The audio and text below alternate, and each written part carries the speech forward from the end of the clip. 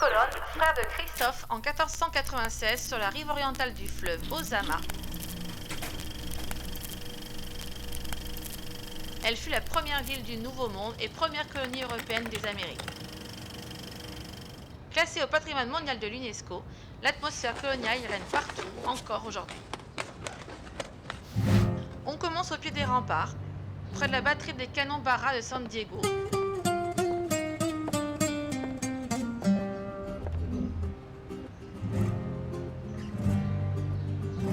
Une terrasse domine le fleuve Ozama. Nous entrons par la porte de la mer, ou porte San Diego, et progressons par une montée pavée jusqu'à la place d'Espagne, sur laquelle nous découvrons un monument impressionnant, l'Alcázar des Colonnes, le palais du vice-roi Diego Colón, fils de Christophe.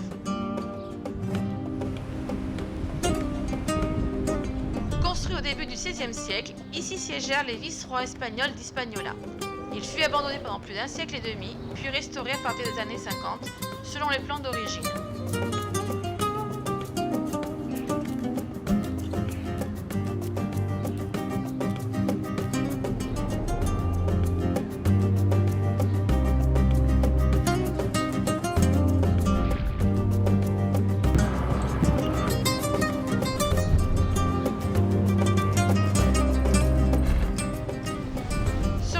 Nous découvrons également la statue de Nicolas de Ovando, fondateur de la ville de Saint-Domingue sur la partie occidentale du fleuve.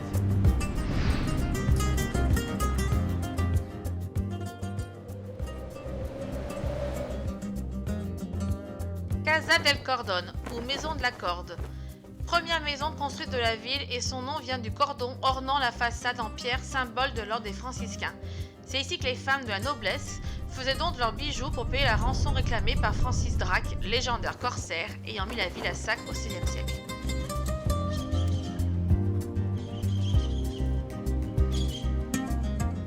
Chouette ça. C'était une église, celle de San Francisco, alors t'as dit. C'est ça. Si j'ai bien entendu. Oui. On prend plaisir à flâner dans les ruelles inondées du soleil des Caraïbes qui nous amènent jusqu'aux ruines du monastère de San Francisco. À l'origine, construit en bois en 1508 et donc trop fragile, il sera reconstruit en pierre. Il était le premier centre d'enseignement supérieur du Nouveau Monde. On redescend ensuite l'avenue Duarte en direction de la place centrale. Nous longeons de petites maisons aux façades colorées. Celle-là même ayant accueilli Al Pacino, Robert De Niro ou encore Robert Duval, qui illustraient les rues colorées du quartier colonial de la Havane pour le tournage du Parrain 2 de Francis Ford Coppola en 1974.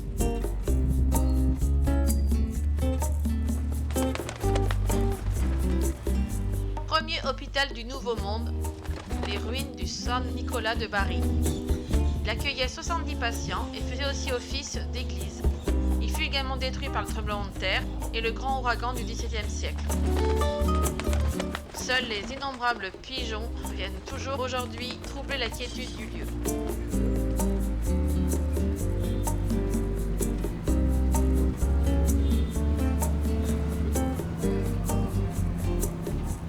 Après avoir pris une pause dans un lieu insolite pour commander 2 bières fraîches et locales dans un magasin de location de vélos,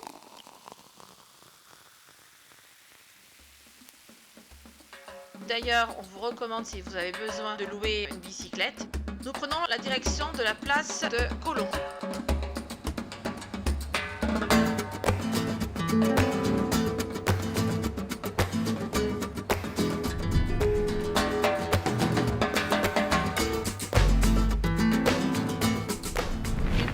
De 29 mètres de haut a été ajoutée en 1913 et sert de phare pour se repérer dans le centre de la ville. Ce grand bâtiment fixe nos regards. À l'origine, c'était l'ancienne mairie, c'est le palais du consistoire et musée de la ville de San Domingo.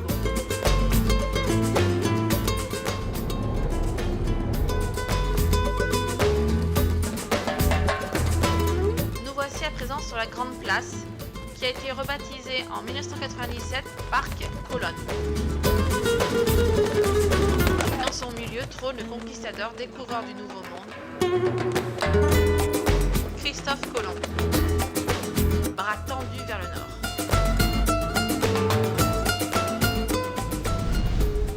Des hordes de pigeons font l'activité du jour.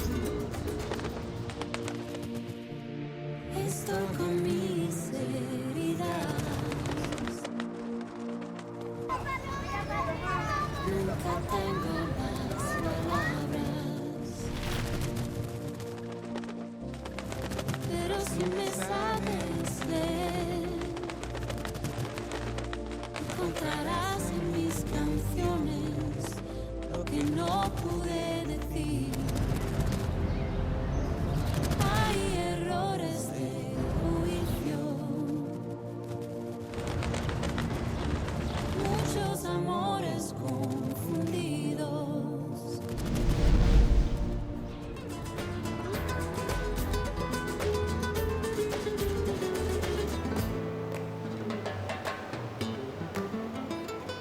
C'est le théâtre de la vie de tous les jours et le cœur de la vieille ville coloniale. On y joue aux cartes, on se prélasse sous les arbres centenaires. Et on décide de profiter du spectacle en prenant une part de pizza dans l'un des nombreux restaurants de la place.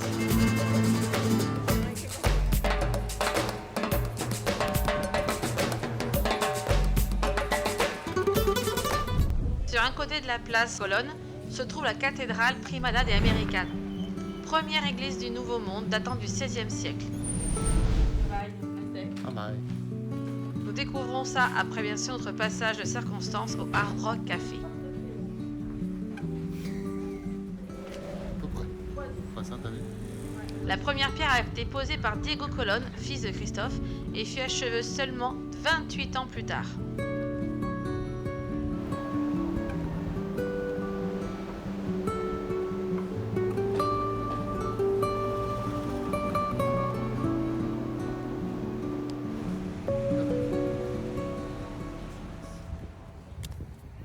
Une charmante place attire notre attention. Une statue trône au milieu, celle du père Billini, philanthrope, protecteur et éducateur. En face, on est attiré aussi par ce beau bâtiment blanc aux allures de Riyad.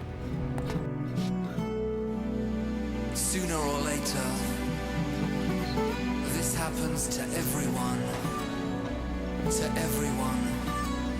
C'est un restaurant réputé, la Briciola, et son magnifique patio. You can live your life lonely, heavy as stone. Live your life learning and working alone.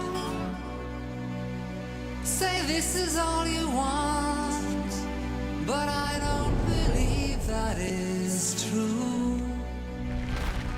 'Cause when you least expect it, waiting round the corner for you, love comes quickly, whatever you do, you can't stop Il y falling. aura rien. La plus ancienne rue de San Domingo, vieille de 500 ans. Elle abrite d'anciennes demeures coloniales.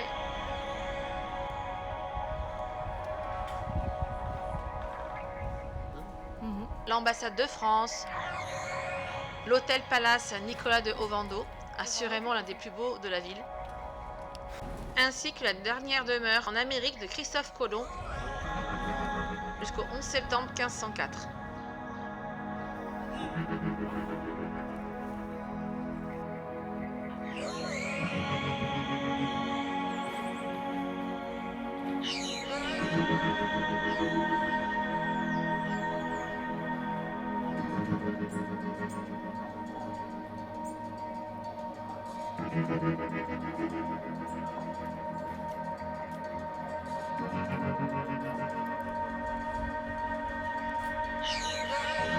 La place Duarte, siège du complot contre l'occupation haïtienne. On découvre le fameux libérateur, héros national et fondateur de la République dominicaine. En 1510 fut érigée la première construction catholique du Nouveau Monde, le Convento de los Dominicos, couvent des dominicains, puisque c'est en cette année que l'ordre est arrivé sur l'île. Avec sa façade décrépite, rouge, orangée et blanche, elle a traversé les siècles.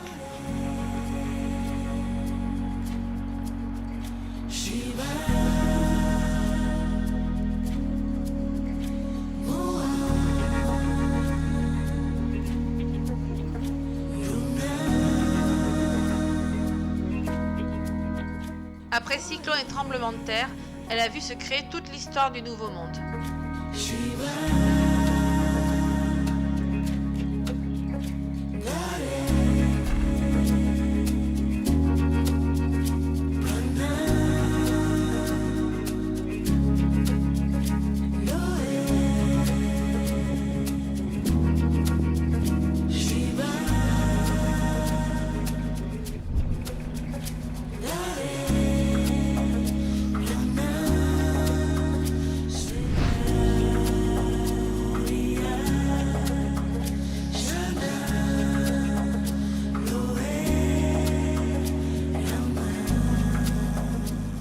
La journée se termine.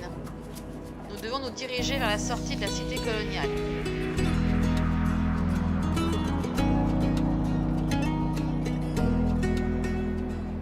Nous faisons une dernière halte sur les hauteurs des fortifications et profitons de la vue sur le fleuve Ozama.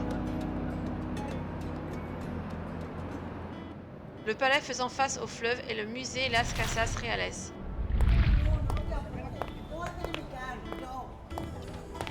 Qui fut tour à tour première juridiction du Nouveau Monde, palais du gouverneur et capitainerie générale. Les remparts qui l'entourent confirment ce passé militaire.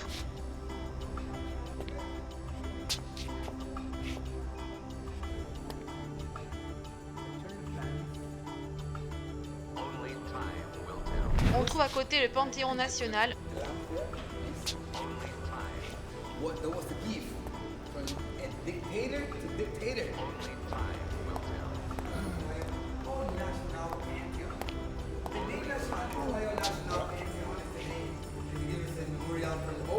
Mausolée où reposent les personnages importants de la République dominicaine.